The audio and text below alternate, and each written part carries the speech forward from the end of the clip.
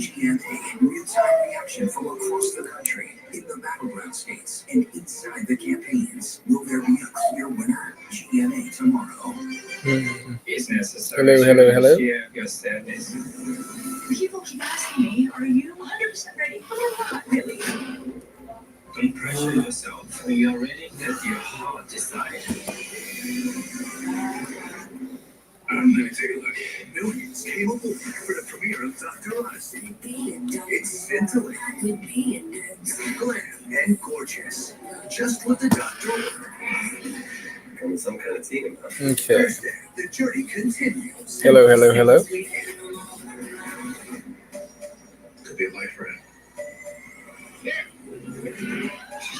Keep it out. Dr. Odyssey, new Thursday on ABC and stream on Hulu.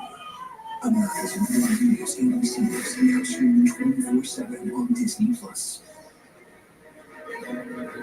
Tonight, let's get right to our political powerhouse team. About 2.5 minutes to go. Mary Bruce, there's a picture floating on the internet that might be Governor Walz. Yeah, we haven't confirmed that it is in fact him in this picture, but the campaign does tell me that he did go out for a jog this afternoon through Central Park. A reporter spotted him apparently there with the Secret Service behind him, undetected, it appears, by everyone around him. Perhaps a chance to shake off those nerves. And David, I'm going to outsource my final thought here because Kamala Harris has just tweeted. She says, Tim Walz, it is game time. I'm excited for the Game time. It'll be time to put the suit back on. All right, John Carr, what are you looking for tonight? Well, I'm looking for does J.D. Vance do anything to appeal beyond the MAGA base? He is a Trump guy. That's why he was chosen. Does he try to appeal to the middle?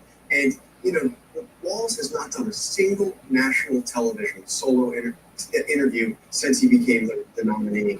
I'm looking to how he does now. He's finally answering questions after the book. Yeah, they told us that he had used a teleprompter before, but Mark Evans, who saw at the convention, he did just fine with the prompter. He did, and I'll say what I'm looking for tonight is in the offensive line coach or the defensive line coach. Is he just blocking those tackles, or is he making a positive case for Kamala Harris? Nancy Davis. Style and substance. A quarter of Americans apparently say they don't know who they are. Tell us who you are. What could be stepping into your president? You sound like some moderator. Thanks to the whole team, we're going to carry the vice presidential debate right here on ABC. We're just moments away. Don't go anywhere. It's a big night.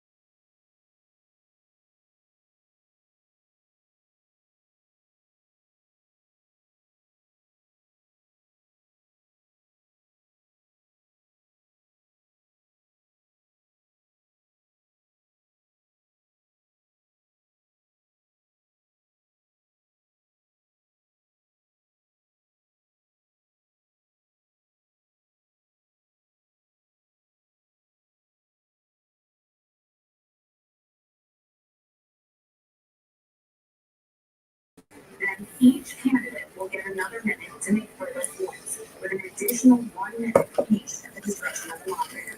The primary role of the moderators is to facilitate the debate between the candidates, enforce the rules, and provide the candidates with the opportunity to check claims made by each other.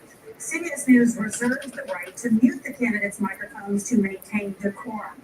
We have not shared the questions or topics with the campaigns. The stage is set. Governor, Senator, thank you for joining us. Let's get started. Tonight, our country is facing several unfolding crises. The Middle East is on the brink of war. Americans are suffering from the catastrophic impact of Hurricane Helene. And our labor strike as 25,000 dock workers from Maine to Texas are picketing. We're going to begin tonight with the Middle East. Margaret. Thank you, Noel. Earlier today, Iran launched its largest attack yet on Israel, but that attack failed, thanks to joint U.S. and Israeli defensive action. President Biden has deployed more than 40,000 U.S. military personnel and assets to that region over the past year to try to prevent a regional war. Iran is weakened, but the U.S. still considers it the largest state sponsor of terrorism in the world, and it has drastically reduced the time it would take to develop a nuclear weapon. It is down now to 1 or 2 weeks' time. Governor Walz, if you were the final voice in the Situation Room, would you support or oppose a preemptive strike by Israel on Iran? You have 2 minutes. Well, thank you, and thank you for those joining at home tonight. Let's keep in mind where this started. October 7th, Hamas terrorists massacred over 1,400 Israelis and took prisoners. Israel's ability to be able to defend itself is absolutely fundamental. Getting its hostages back, fundamental, and ending the humanitarian crisis in Gaza. But the expansion of Israel and its proxies is an absolute fundamental necessity for the United States to have steady leadership there. You saw it experienced today, where along with our Israeli partners and our coalition, able to stop the incoming attack. But what's fundamental here is that steady leadership is going to matter. It's clear, and the world saw it on that debate stage a few weeks ago, a nearly 80-year-old Donald Trump talking about crowd sizes is not what we need in this moment. But it's not just that. It's those that were closest to Donald Trump. Need somebody that's not going to send boots on the ground to fucking fight Israel's war. John Kelly said that he was the most flawed human being he'd ever met. And both of his secretaries of defense and his national security advisors said he should be nowhere near the White House.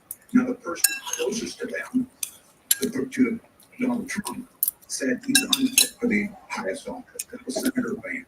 What we've seen out of Vice President Harris is we've seen steady leadership. We've seen a calmness that is able to be able to draw on the coalitions to bring them together. Understanding that our allies matter. When our allies see Donald Trump turn towards Vladimir Putin, turn towards North Korea. Why does J.D. Vance wear so much eyeliner? We will stay committed. And as the Vice President said today is, we will protect our forces and our allied forces, and there will be consequences. Governor, your time is up. Senator Vance, the same question. Would you support or oppose a preemptive strike by Israel on Iran? You have 2 minutes. So, Margaret, I want to answer the question. First of all, thanks, Governor. Thanks to CBS for hosting the debate. And thanks, most importantly, to the American people who are watching this evening and caring enough about this country to pay attention to this vice presidential debate. I want to answer the question, but I want to actually give an introduction to myself a little bit because I recognize a lot of Americans don't know who either one of us are. I was raised in a working class family. My mother required food assistance for periods of her life. My grandmother required Social Security help to raise me. And she raised me in part because my mother struggled with addiction for a big chunk of my early life. I went to college on the GI Bill after I enlisted in the Marine Corps and served in Iraq. And so I stand here asking to be your vice president with extraordinary gratitude for this country, for the American dream that made it possible for me to live my dreams. And most importantly, I know that a lot of you are worried about the chaos of the world and the feeling that the American dream is unattainable. I want to try to convince you tonight over the next 90 minutes that if we get better leadership in the White House, if we get Donald Trump back in the White House, the American dream is going to be attainable once again. Now, to answer this particular question, we have to remember that as much as Governor Walz just accused Donald Trump of being an agent of chaos, Donald Trump actually delivered stability in the world, and he did it by establishing effective deterrence. People were afraid of stepping out of line. Iran, which launched this attack, has received over $100 billion in unfrozen assets thanks to the Kamala Harris administration. What do they use that money for? They use it to buy weapons that they're now launching against our allies, and God forbid, potentially launching against the United States as well. Donald Trump recognized that for people to fear the United States, you needed peace through strength. They needed to recognize guys that if it got out of line, the United States global leadership would put stability and peace back in the world. Now, you asked about a preemptive strike, Margaret, and I want to answer the question. Look, it is up to Israel what they think they need to do to keep their country safe, and we should support our allies wherever they are when they're fighting the bad guys. I think that's the right approach to take with the Israel question. Thank you, Senator. Governor Walz, do you care to respond to any of the allegations? Look, Donald Trump was in office. We'll sometimes hear a revisionist history, but when Donald Trump was in office, it was Donald Trump. We had a coalition of nations that had boxed Iran's nuclear program in, the inability to advance it. Donald Trump pulled that program and put nothing else in its place. So Iran is closer to a nuclear weapon than they were before because of Donald Trump's fickle leadership. And when Iran shot down an American aircraft in international airspace, Donald Trump tweeted, because that's the standard diplomacy of Donald Trump. And when Iranian missiles did fall near U.S. troops and they received traumatic brain injuries, Donald Trump wrote it off as headaches.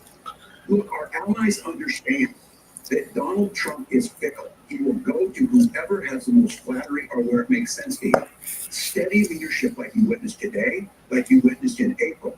Both Iranian attacks will repel. Our coalition is strong, and we need the steady leadership that Kamala Harris is providing. Senator Vance, the U.S. did have a diplomatic deal with Iran to temporarily pause parts of its nuclear program, and President Trump did exit that deal.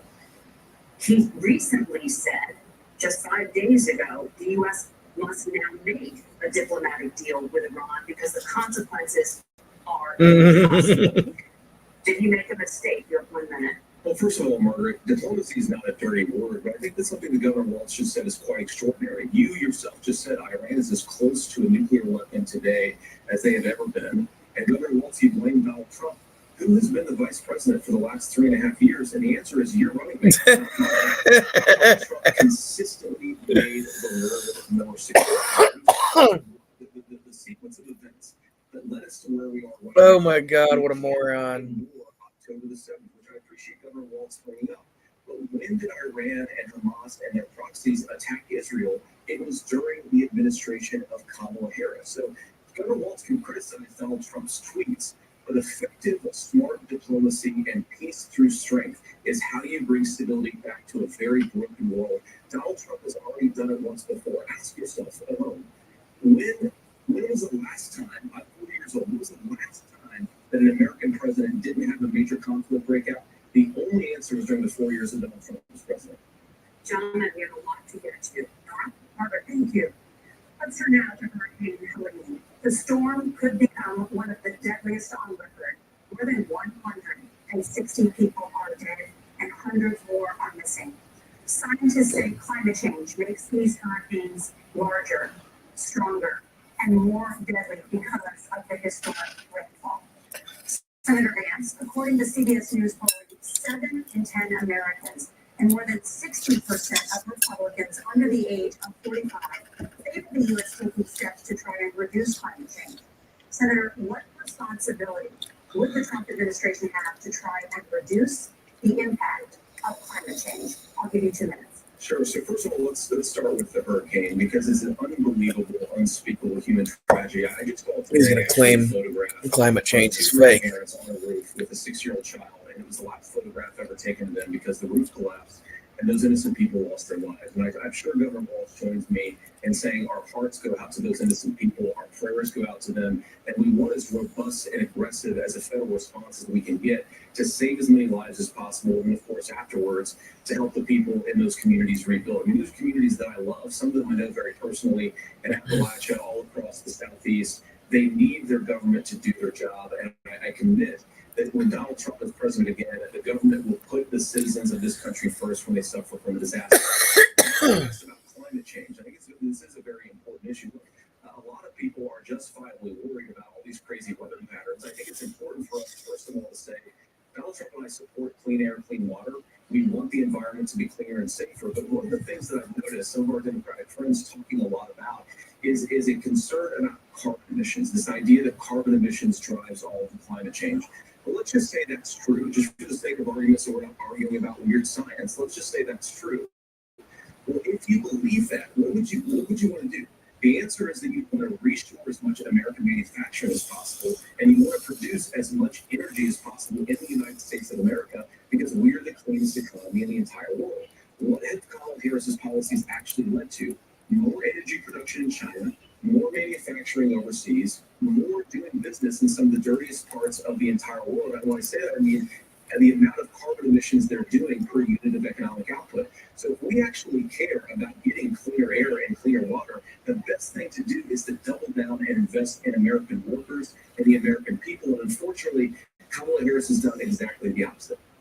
Governor Walz, you have 2 minutes to respond. Well, we got close to an agreement because all those things are happening. Look, first of all, it is a horrific tragedy with this hurricane, and my heart goes out to the folks that are down there.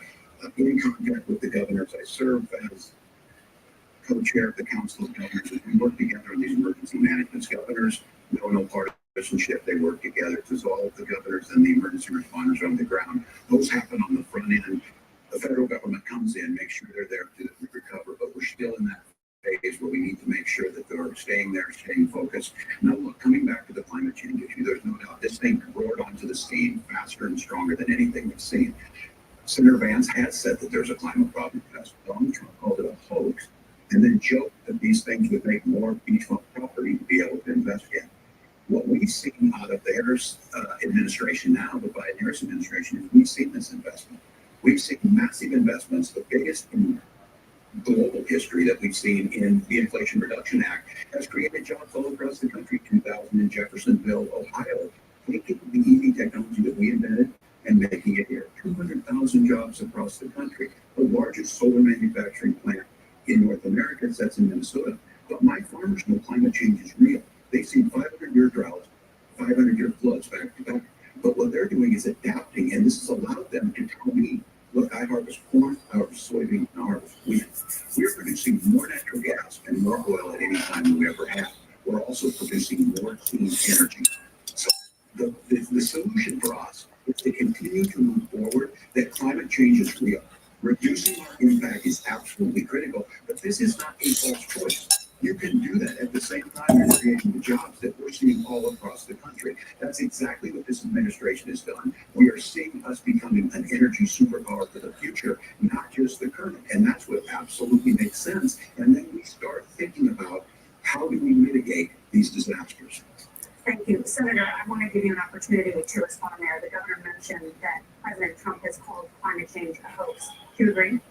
What the president has said is that if the Democrats, in particular Kamala Harris and her leadership, if they really believe that climate change is serious, what they would be doing is more manufacturing and more energy production in the United States of America, and that's not what they're doing. So clearly Kamala Harris herself doesn't believe her own rhetoric on this. If she did, she would actually agree with Donald Trump's energy policies. Now, so something Governor Walz said I think is important to touch upon, because when we talk about clean energy, I think that's a slogan that often the Democrats will use here. I'm talking, of course, about the Democratic leadership. And the real issue is that if you're spending hundreds of millions or even billions of dollars of American taxpayer money on solar panels that are made in China, number one, you're going to make the economy dirtier. We should be making more of those solar panels here in the United States of America. Some of them aren't, and a lot of them are being made overseas in China, especially the components that go into the solar panels. So if you really want to make the environment cleaner, you've got to invest in more energy production. We haven't built a nuclear facility, I think, one in the past 40 years. Natural gas, we got to invest more in it. Kamala Harris has done the opposite. That's raised energy prices and also meant that we're doing Governor, your time is up. Governor, would you like to respond? Well, look, we're producing more natural gas. There's no moratorium on that. We're producing more oil, but folks know, I know like I said again, these are not liberal folks. These are not folks that are Green New Deal folks. These are farmers that have been drought one year, massive flooding the next year. They understand that it makes sense. Look, our number one export cannot be topsoil from erosion from these massive storms. We saw it in Minnesota this summer.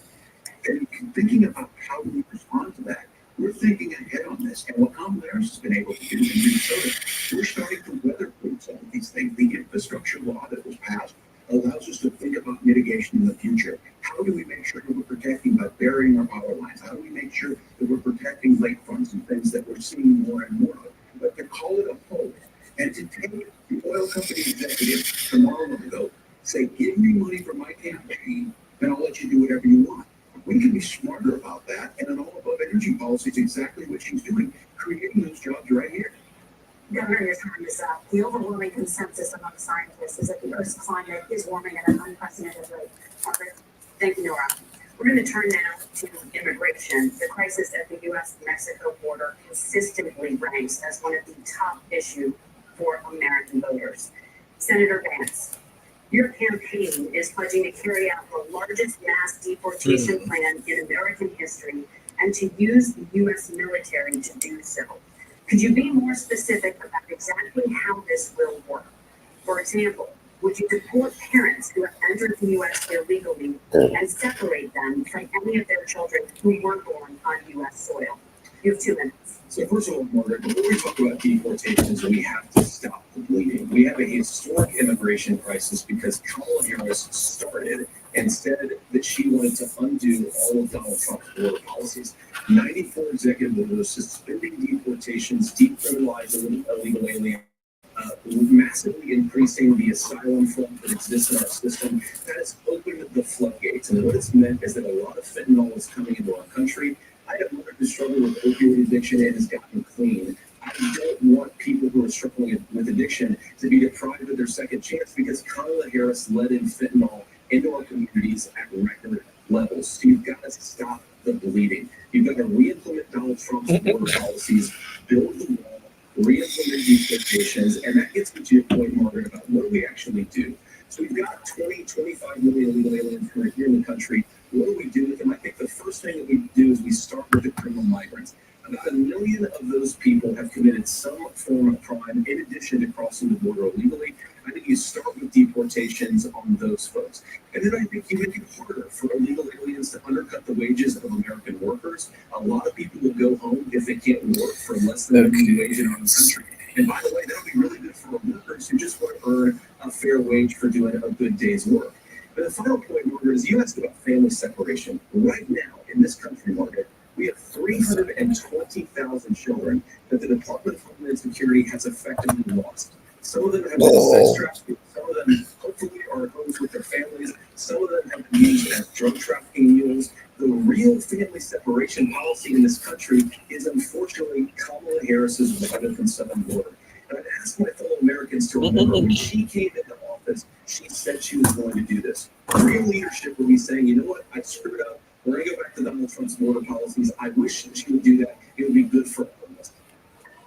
Governor, do you care to respond to any of the specific allegations? At least it would be good for you because is quote, letting in fentanyl and using kids as drug mules, among other things. Yeah, well, the drug mule is not true, but I will say about this, about the fentanyl, this the opioid crisis. And the good news on this is the last 12 months saw the largest decrease in opioid deaths in our nation's history. 30% decrease in Ohio, but there's still more work to do. But let's go back to this on immigration. Kamala Harris is the Attorney General of the largest state, a border state in California. She's the only person in this race who prosecuted transnational gangs for human trafficking and drug interventions. But look, we all want to solve it. Most of us want to solve this, and that is the United States Congress. That's the Border Patrol agents. That's the Chamber of Commerce. That's most Americans out here. That's why we have the fairest and the toughest bill on immigration that this nation's seen. It was crafted by a conservative senator from Oklahoma, James Langford. I know him, he's super conservative, but he's a man of principle, wants to get it done. Democrats and Republicans worked on this piece of legislation. The Border Patrol say, this is what we need in here. These are the experts. And the Chamber of Commerce and the Wall Street Journal said, pass this. And Kamala Harris helped get there. 1,500 new border agents. Detection for drugs. DOJ money to speed up the adjudications on this, just what America wants. But as soon as I was getting ready to pass and actually tackle this, Donald Trump said no. Told them to vote against it because it gets him a campaign issue. It gets into what would Donald Trump talk about if we actually did some of these things. And they need to be done by the legislature. You can't just do this through the executive branch. So look, we have the options to do this. Donald Trump had 4 years. He had 4 years to do this. And he promised you, America, how easy it would be. I'll build you a big, beautiful wall, and Mexico will pay for it. Less than 2% of that wall got built, and Mexico didn't pay a dime. But here we are again, 9 years after he came down that escalator, dehumanizing people and telling them what he was going to do. As far as the deportation plan, at one point, Senator Vance said it was so unworkably laughable. So that's where we're at. Pass the bill, she'll sign it. Governor, your time is up. Senator, the question was, would you separate parents from their children, even if their kids are U.S. citizens? You have 1 minute. Mark, my point is that we already have massive child separations thanks to Kamala Harris's open border. I didn't accuse Kamala Harris of inviting drug mules. I said that she enabled the Mexican drug cartels to operate freely in this country, and we know that they use children as drug mules, and it is a disgrace, and it has to stop. Look, I think what Tim said just doesn't pass the smell test. For 3 years, Kamala Harris went out bragging that she was going to undo Donald Trump's border policy. She did exactly that. We had a record number of illegal crossings. We had a record number of fentanyl coming into our country. And now that she's running for president, or a few months before, she says that somehow she got religion and cared a lot about a piece of legislation. The only thing that she did when she became the vice president, when she became the appointed border czar, was to undo 94 Donald Trump executive actions that opened the border. This problem is leading to massive problems in the United States of America.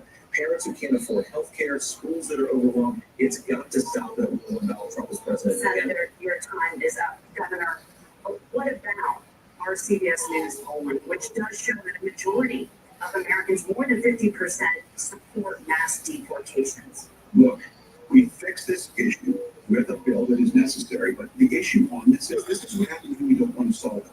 You demonize it. And we saw this. And Senator Vance, and it surprises me on this, talking about and saying I will create stories to bring attention to this. That vilified a large number of people who were here legally in the community of Springfield. The Republican governor said, it's not true, don't do it. There's consequences to this. There's consequences. We could come together. Senator Langford did it.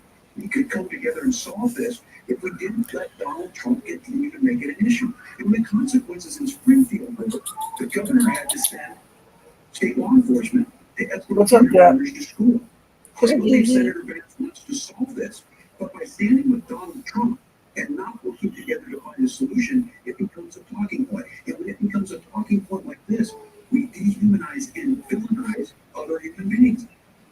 Tim, Governor, your time is up. Senator, I'll give you 1 minute, but let me just ask you the question first. The governor has made the point, and I think as a city lawmaker, you know that Congress controls the purse strings and funding. So you have said repeatedly that Donald Trump would, through executive action, solve this. Do you disagree that Congress controls the purse strings and would need to support many of the changes that you would actually want to implement? You have 1 minute. first of all, the gross majority of what we need to do at the southern border is just empowering law enforcement to do their job. I've been to the southern border more than our borders are. Kamala Harris has been.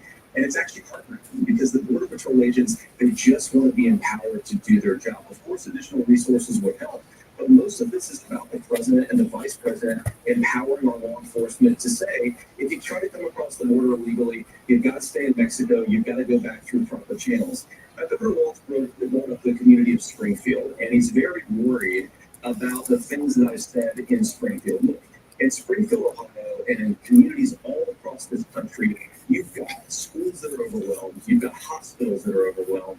You've got housing that is totally unaffordable because we brought in millions of illegal immigrants to compete with Americans for scarce homes. The people that I'm most worried about in Springfield, Ohio, are the American citizens who have had their lives destroyed by Kamala Harris's open border. It is a disgrace, Tim. And I actually think, I agree with you. I think you want to solve this problem, but I don't think that Kamala Harris does. Senator, your time is up. Governor, you have 1 minute to respond. Yeah, well, it is law enforcement that asked for the bill. They helped craft it. They're the ones that supported it. That's because they know we need to do this. Look, this issue of continuing to bring this up, of not dealing with it, of blaming migrants for everything. On housing, we could talk a little bit about Wall Street speculators buying up housing and making that less affordable, but it becomes a blame. Look, this bill also gives the money necessary to adjudicate. I agree. It should not take 7 years for asylum claim to be done. This bill gets it done in 90 days. Then you start to make a difference in this, and you start to adhere to what we know, American principles. Well, I don't talk about my faith a lot, but Matthew 25:40 talks about to the least of most as you do unto me. I think that's true of most Americans. They simply want order to it. This bill does it. It's funded. It's supported by the people who do it, and it lets us keep our dignity about how we treat other people. Thank you, Governor. And just to clarify for our viewers, Springfield, Ohio does have a large number of Haitian migrants who have legal status, temporary protected status. But And Senator, we have so much to get to. I think We're going to turn out the economy. the rules were that you guys are going to fact check, and since you're fact checking me, I think it's important to say what's actually going on. So there's an application called the CBP one, where you can go on as an illegal migrant, apply for asylum or apply for parole, and be granted legal status at the wave of a Kamala Harris open border bond. That is not a person coming in, applying for a green card and waiting for 10 years. That Thank is you, a Senator. facilitation of illegal immigration, Margaret. Thank you, Senator, for describing the legal process. We have so much to get to, Senator. Those So much. laws book since 1990. Thank you, gentlemen. This We want to have, that has not been on the books. gentlemen, the audience, because your mics are high. We have so much we want to get to. Thank you for explaining the legal process. Nora, thank you, Margaret. The economy is a top concern for voters. Each of your campaigns has released an economic plan, so let's talk about the specifics. Governor Walz, Vice President Harris unveiled a plan that includes billions in tax credits for manufacturing, housing, and a related channel tax credit. The Wharton School says your proposals will increase the nation's deficit by $1.2 trillion. How would you pay for that without ballooning the deficit? Governor, I'll give you 2 minutes. Yeah, thank you. And Kamala Harris and I do believe in the middle class because that's where we come from. We both grew up in that. We understand. So those of you out there listening tonight, you're hearing a lot of stuff back and forth, and it's good. It's healthy. That's what this is supposed to happen. You should be listening. How's this going to impact me? The whole forward plan that Kamala Harris put out there is one is talking about this housing issue. The one thing is there's 3 million new houses proposed under this plan with down payment assistance on the front end to get you a house. A house is much more than just an asset to be traded somewhere. It's foundational to where you're at. And then making sure that the things you buy every day, whether they be prescription drugs or other things, that there's fairness in that. Look, the $35 insulin is a good thing, but it costs $5 to make insulin. They were charging $800 before this law went into effect. As far as the housing goes, I've seen it in Minnesota. 12% more houses in Minneapolis, prices went down on rent 4%. It's working. And then making sure tax cuts go to the middle class. $6,000 child tax credit, we have one in Minnesota, reduces childhood poverty by 1/3. We save money in the long run, and we do the right thing for families. And then getting businesses off the ground. The law as it stands right now is $5,000 tax credit for small business, increasing that to $50,000. Now, this is a philosophical difference between us. Donald Trump made a promise, and I'll give you this, he did that.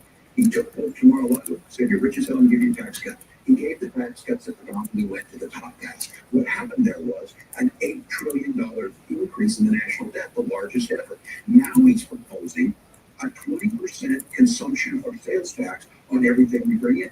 Everyone agrees, including businesses, that would be destabilizing it. It would increase inflation and potentially lead to a recession. Look, this is simple for you. Where are we going? Kamala Harris has said to do the things she wants to do. We just ask the wealthiest to pay their fair share. When you do that, our system works faster. More people are participating in it, and folks have the things that they need. Senator, I want to give you a moment to respond on that. But similarly, the Wharton School has done an analysis of the Trump plan and says it would increase the nation's deficit by $5.8 trillion.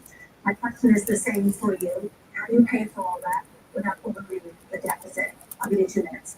Well, first of all, you're going to hear a lot from Tim Walz this evening, and you just heard it in the answer, a lot of what Kamala Harris proposes to do, and some of it, I'll be honest with you, it even sounds pretty good. Here's what you won't hear, is that Kamala Harris has already done it. Because she's been the vice president for 3.5 years, she had the opportunity to enact all of these great policies, and what she's actually done instead is drive the cost of food higher by 25%, drive the cost of housing higher by about 60%, open the American southern border, and make middle-class life unaffordable for a large number of Americans. If Kamala Harris has such great plans for how to address middle-class problems, then she ought to do them now.